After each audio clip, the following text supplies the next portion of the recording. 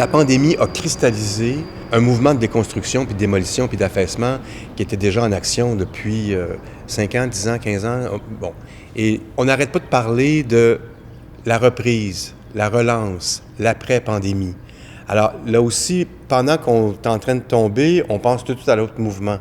Et quand on a pensé au FTA, aux 3 lettres qui nous suivent depuis 7 ans, depuis le début que moi, je dirige le festival, oui, il y a un affaissement et en même temps, de cet affaissement-là, naît quelque chose. Donc, il y a comme 2 mouvements contraires, presque simultanés. Du chaos, un grand désastre naturel, après un certain temps, il y a des choses qui vont pousser, des herbes sauvages. Donc, être attentif au mouvement de vie que ça crée. Après une grande épreuve dans une vie, nos sens sont plus aiguisés, on ne perçoit pas les mêmes couleurs de la même façon. Les chansons qu'on entend prennent soudainement des proportions énormes, des sens inattendus. Alors, je pense qu'on est appelé à être aux aguets. Et le mouvement qui s'affaisse appelle autre chose.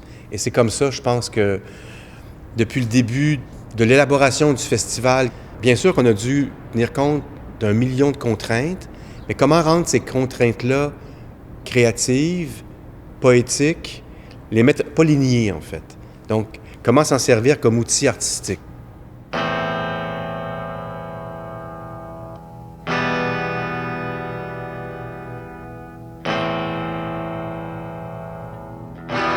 Television's obsolete. We're still waiting for the show. Revolution's incomplete. We're still aching for more. Birds in a flock, dancing blind in the dark. Below the stars of our goddamn Milky Way. La Goddam Voie lactée, c'est un spectacle, je dirais, spontané, qui est né en réaction, en réponse à ce qu'on vit. Non seulement la pandémie, mais aussi toutes les tensions sociales et politiques qu'on a vécues dans les derniers mois, le déferlement des dénonciations de la vague MeToo, la montée du Black Lives Matter dans les médias et tout ça. Donc, ça m'a vraiment fait reconsidérer le travail. Ça m'a fait reconsidérer aussi qui je mettais en lumière, qui j'allais mettre sur scène, comment j'allais le faire. Et c'est pour ça que j'ai construit une distribution toute féminine, donc 5 femmes sur scène pour répondre aux tensions du monde.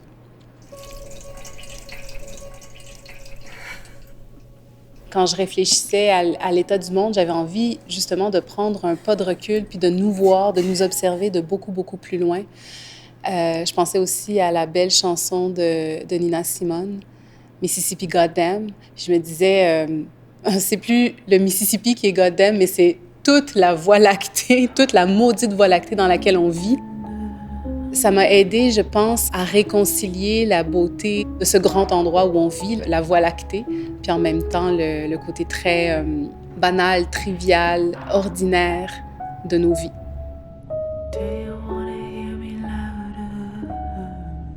Le spectacle s'est révélé à moi plutôt que je ne l'ai fabriqué. Et ça va rester avec moi, cette idée-là de regarder la création advenir plutôt que de la forcer.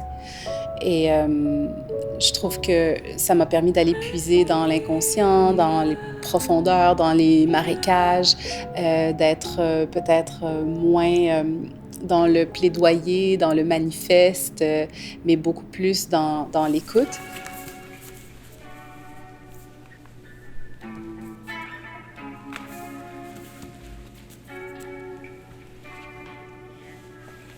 J'avais beaucoup cette idée aussi de travailler dans l'inachèvement, de ne pas nécessairement justifier les impulsions, de ne pas les terminer non plus, de ne rien tricoter outre mesure. Donc, c'est comme s'il y a des ruptures de ton.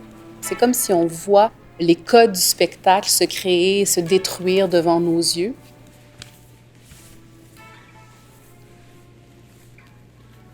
Les mouvements viennent vraiment des danseuses, des protagonistes. Donc, j'ai plusieurs stratégies pour faire advenir le mouvement, pour faire naître le mouvement. Souvent, c'est par des mots, c'est par des images, c'est par de l'improvisation guidée que le mouvement se crée. Pour moi, Mon travail de chorégraphe, c'est pas nécessairement dans l'écriture de mouvements, mais dans l'écriture de plateau. Donc, c'est comment je fais advenir les images, comment le rythme du plateau se transforme, beaucoup plus que dans l'organisation du geste en tant que tel.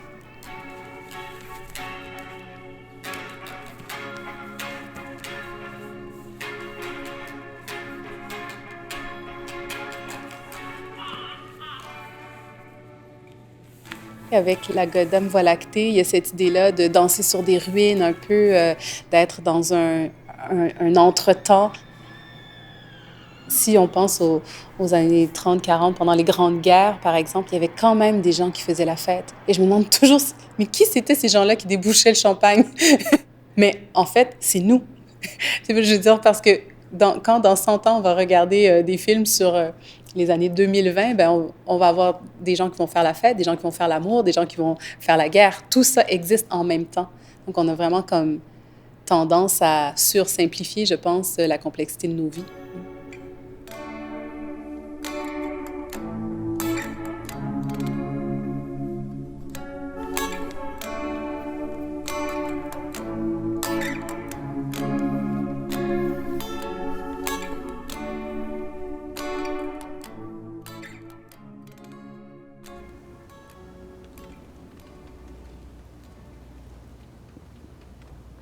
On dirait un théâtre. Des gens me regardent. Il doit y avoir une histoire, mais je ne la comprends pas bien.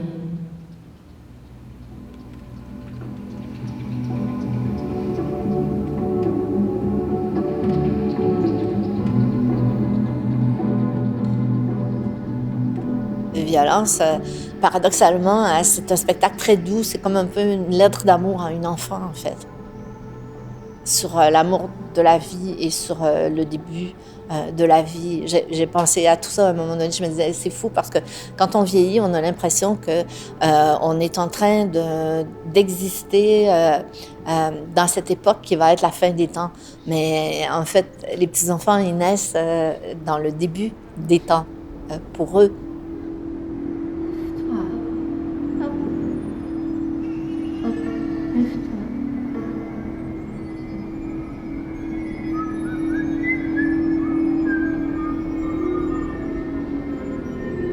Ma filleule, Léone, quand elle avait 2 ans et demi, je lui ai offert un livre.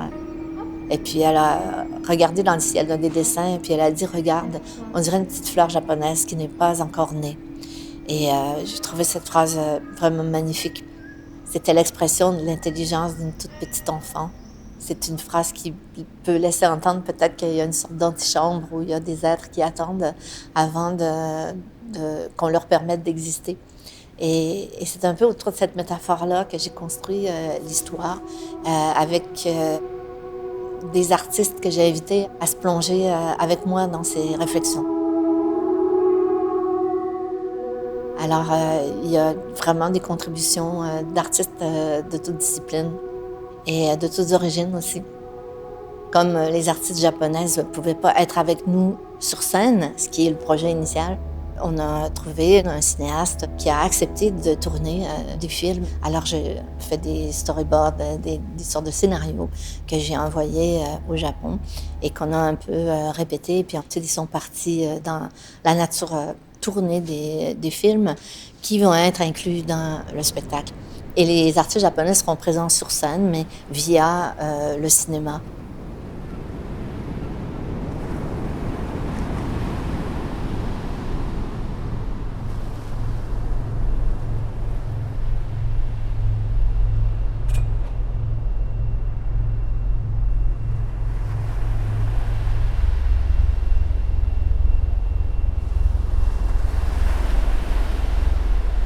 C'est très instinctuel, si je peux dire, la façon dont je travaille. Je trouve que ça s'approche un peu d'une sorte de processus naturel, un peu comme la vie qui est assez inexplicable et qui est un amalgame de toutes sortes d'éléments qui ne vont pas ensemble et de toutes sortes de phénomènes qu'on ne peut pas nécessairement expliquer. Et l'aventure, c'est justement d'essayer de mettre les morceaux ensemble puis de résoudre l'énigme ou de proposer une solution à l'énigme qui n'est pas nécessairement une réponse, mais qui est juste comme un objet d'art qui incite à la réflexion et à la communication.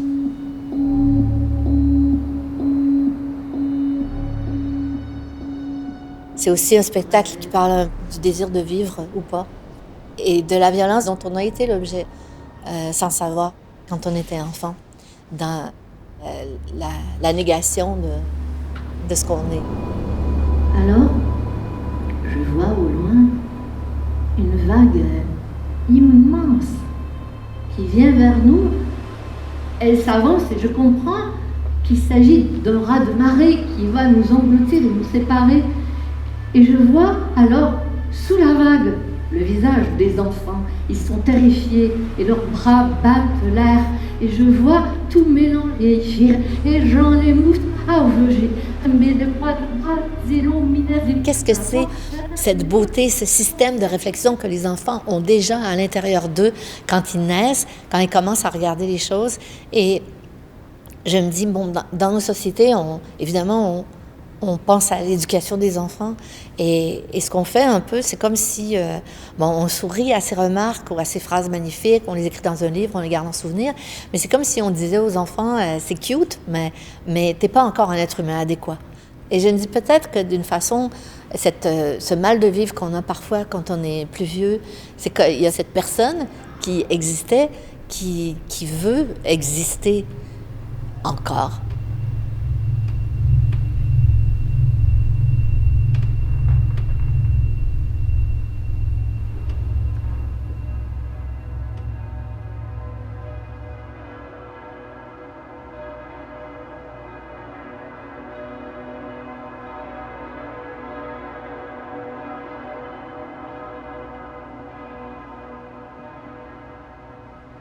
I've done a lot of portraits of people. Some of them I get them to perform them themselves.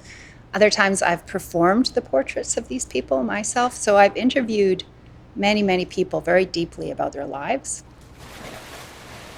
I believe that everybody holds some incredible key to us understanding our own lives a little better. I'm really interested in bringing the world of a very specific dance movements and gestures and then layering on top of it storytelling, because I find that we read the gestures in an entirely different way depending on what's being spoken on top of it. In my family, my mother rarely did the dishes after dinner. It was most often my father that did them.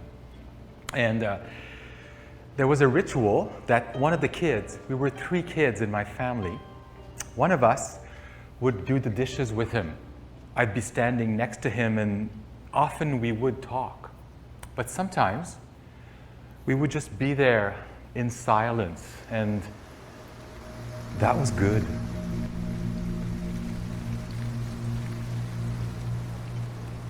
So I'm constantly looking how to mix movement and dance patterns, lighting patterns, sound patterns, and story. And I'm also looking at how storytelling has patterns in it as well. So each person's life has patterns in it, and I'm kind of overlaying those patterns with actual physical dance patterns in space. And that's kind of interesting, I think, as a choreographer, that often I know that what the performer's doing is virtuosic in terms of focus, because you're having to focus on one arm, the other arm, and the legs in counterpoint to each other and speak over it at the same time. So it means there's 4 consecutive points of continued focus. It's like juggling your focus. It forces the dancer to be completely in the moment. The movement and the light are all overlaid against these real private epiphany moments that happened in specific places. And architecture. It's almost like we're walking into all these small private rooms of Mark's mind where these moments happened.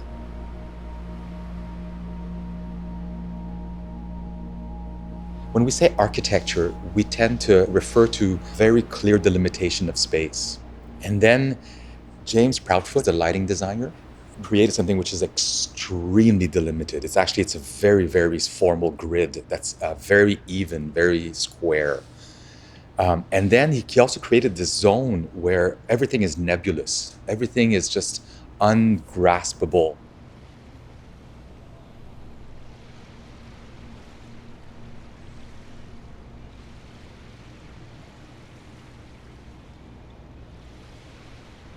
In the last years of his life, my father was mostly in this position all the time.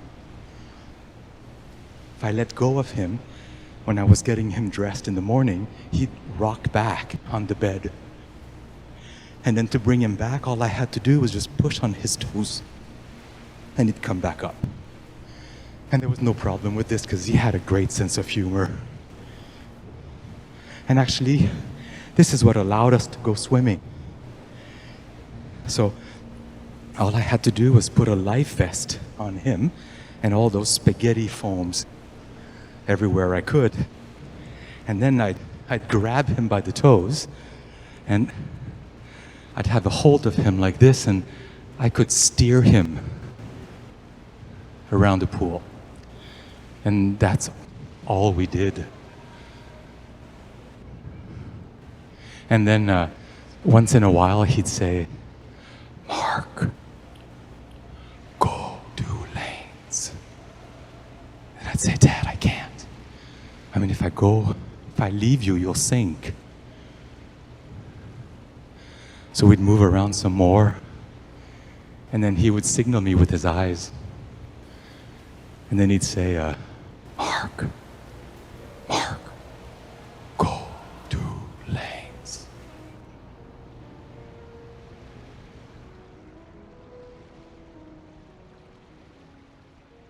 As an artist, that's my real deep curiosity is how do we interpret movement and how does movement also change the way as dancers we're remembering things and we're feeling about things?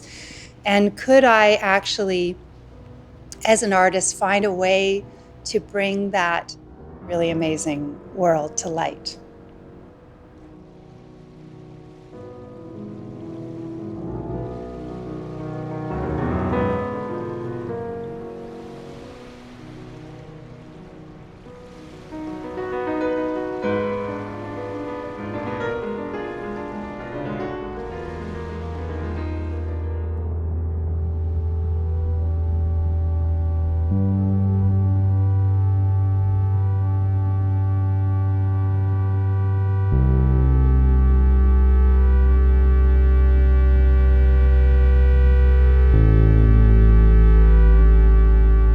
Les artistes de la scène, surtout les éclairagistes, on est tellement habitués d'être dans la noirceur.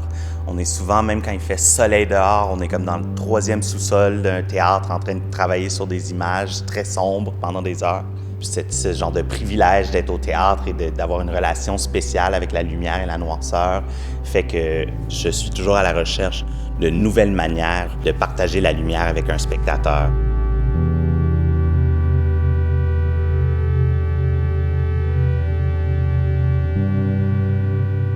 J'ai toujours aimé commencer par la scénographie, une idée, un visuel, et après ça, y insérer de la performance. C'est un espace qui est dans une certaine pénombre, c'est assez sombre et la seule matière vraiment qui fait de la lumière, c'est ce plancher lumineux-là. Et nous, on invite les spectateurs à venir voir de la performance. Alors, je travaille avec 3-4 danseurs contemporains. Et je travaille surtout avec le danseur Lael Stellick, qui m'a aidé à développer la gestuelle. Et on travaillait vraiment autour de l'idée du sommeil, l'idée de vraiment comment on peut avoir accès à une intimité d'un performeur. Au lieu de le voir danser, on le voit dormir.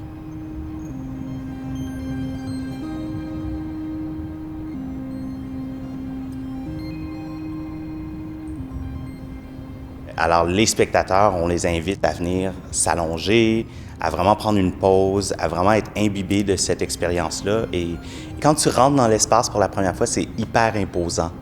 parce que déjà, tu es dans le noir, alors tu es juste en train de trouver tes repères. Tu n'as pas vraiment accès au mur ou au plafond de l'espace. Alors, c'est comme vraiment arriver sur un lac qui brille dans une forêt ou dans un champ.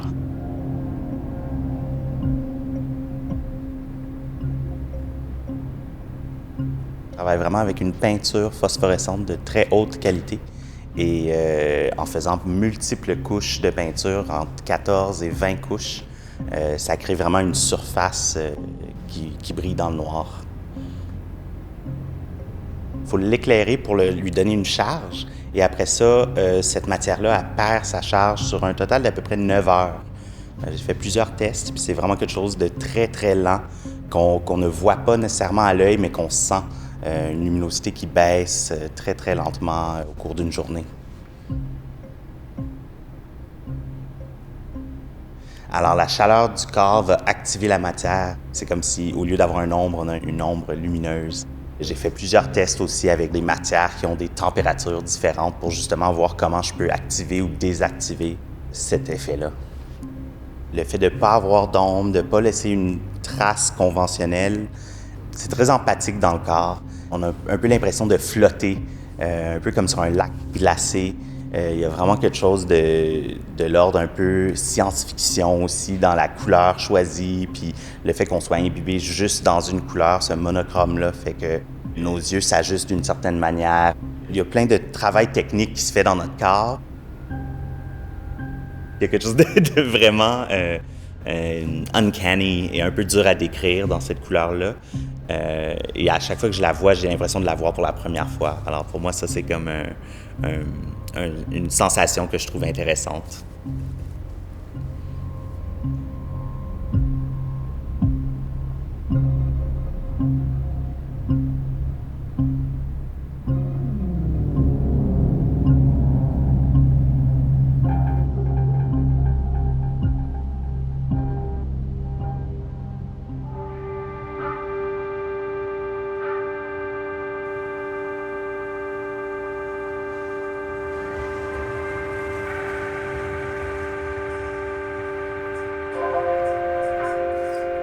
On a tenté d'imaginer que nos trois univers seraient solistes, c'est-à-dire une chorégraphe, interprète, éclairagiste et compositeur, et que ce serait cet amalgame de tentatives solistes qui formerait le corpus et toute l'interactivité de la proposition chorégraphique.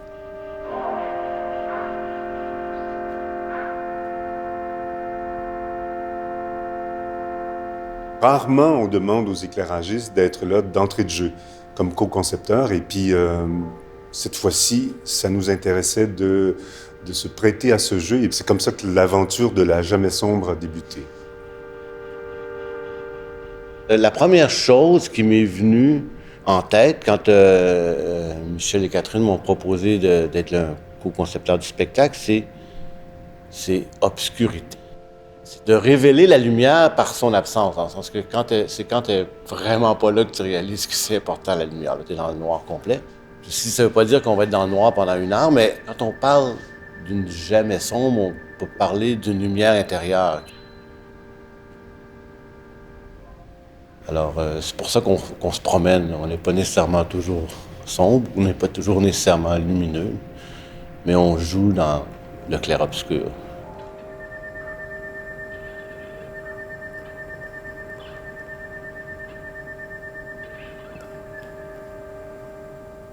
Dès les premières répétitions, Marc nous a fait des propositions au niveau de la lumière. En fait, c'est lui qui a été le premier intervenant. Et ces premières propositions nous mettaient, nous les spectateurs, dans une situation d'ajustement constant au niveau des perceptions visuelles. Puis je me rendais compte que c'est déstabilisant, puis c'est exigeant. Mais c'est exigeant d'une façon très, très stimulante, parce que ça nous oblige à nous avancer davantage vers l'objet proposé, puis ça nous met en contact avec quelque chose de très, très intime. Puis quand on parle de lumière intérieure, je trouve que ça fait référence à ça aussi. Qui sommes-nous? Tout ça par le truchement de la simple lumière.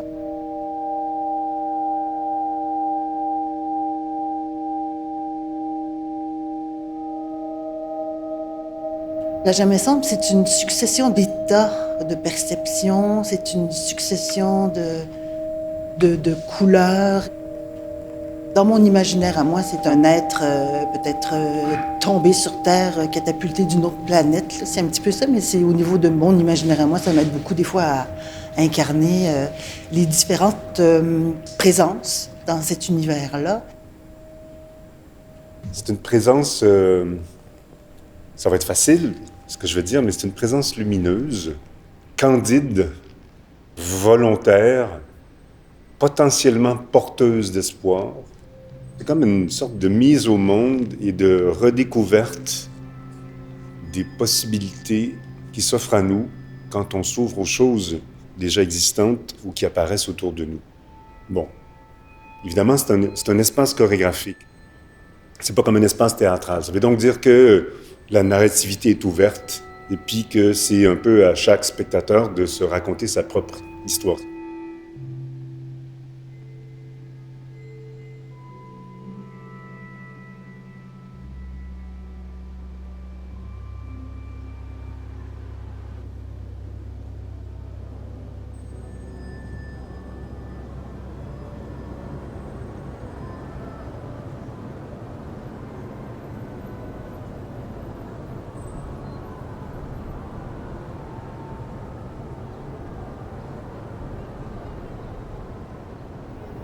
Le collectif, il s'appelle les Berceurs du Temps. Et les valeurs, on pourrait dire, qu'on porte et qu'on chérit, c'est des valeurs d'accessibilité, de faire irruption dans le quotidien avec la poésie, pour que la poésie soit plus quelque chose qui apparaisse juste une fois de temps en temps dans des lieux très privilégiés, mais que ça puisse être en tout temps et en tout lieu.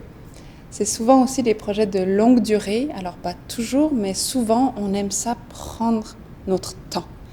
Et ouvrir ce temps qu'on appelle des fois en grec kairos, c'est ce temps, certains vont dire c'est l'éternel présent. C'est un autre temps que le temps de l'efficacité, de l'organisation, de l'avancée vers le futur, qu'on appelle chronos en grec. Donc voilà, on ouvre souvent des moments où on est là, à un même endroit, pendant un certain temps. On ralentit, puis il y a comme une nouvelle perception de nous-mêmes, de la relation à l'autre et de la relation au monde qui apparaît.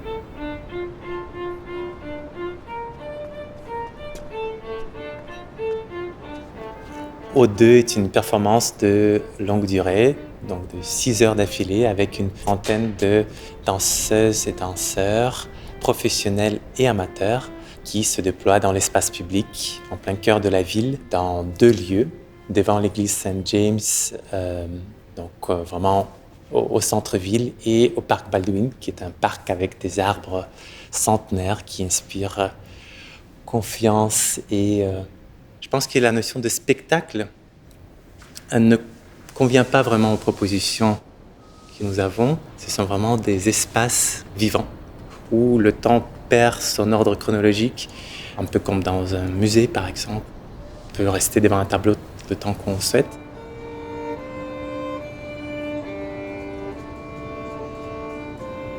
Il n'y a pas de mouvement préétabli, mais la particularité, c'est qu'on travaille avec... Enfin, je m'inspire d'une approche qui s'appelle le mouvement authentique, qui n'est pas du tout tournée vers créer une danse spontanée qui a du sens, par exemple. On accepte le non-sens. On accepte de créer, de vivre une danse qui n'a pas de développement, qui n'a pas de début, de milieu, de fin, qui est pure présence. C'est un plongeon dans le vide et émerge ce qui émerge. Et à partir de cette émergence très brute de l'expérience, les performeurs sont invités à écrire un bout de leur expérience et ensuite à danser, on pourrait dire, un petit morceau de leur voyage intérieur pour quelqu'un, à qui ils vont donner leur poème et à qui ils vont donner leur regard aussi, et à qui ils vont donner un petit bout de mouvement adressé à une personne ou un petit groupe de personnes à la fois. Évidemment, on a essayé de travailler sur une structure avec des moments qui ponctuent des moments de groupe, des moments de rassemblement, des moments forts, on peut dire. Pour moi, ce qui reste le plus touchant, le plus sensible, le plus importants, qui sont les moments entre les moments forts.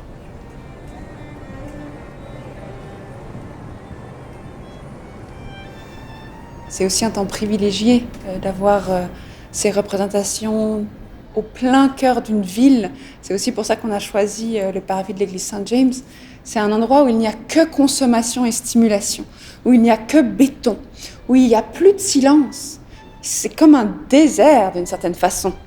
Par la surstimulation, ça devient un désert de présence. Et donc, on fait le pari d'arriver là, avec cette quête de la présence, et de voir, même là où il n'y a plus rien, de fondamentalement, on pourrait dire, vivant, de ce mouvement naturel, hein, est-ce qu'il n'y a pas encore quelque chose? Est-ce que ce ne serait pas aussi notre tâche comme humains de pouvoir amener cette présence, cette vie, n'importe où?